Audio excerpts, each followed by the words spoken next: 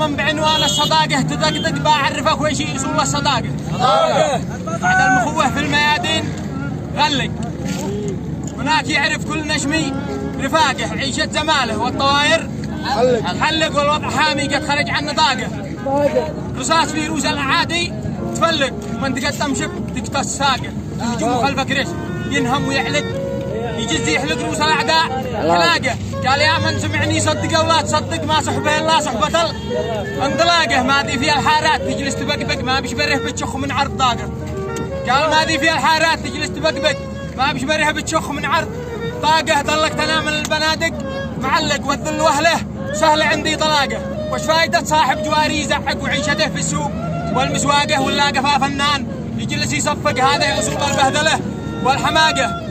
هذا كلامي وانت ركز ودقق، والخط ما يرحم غشيم. سواقه وسلامته.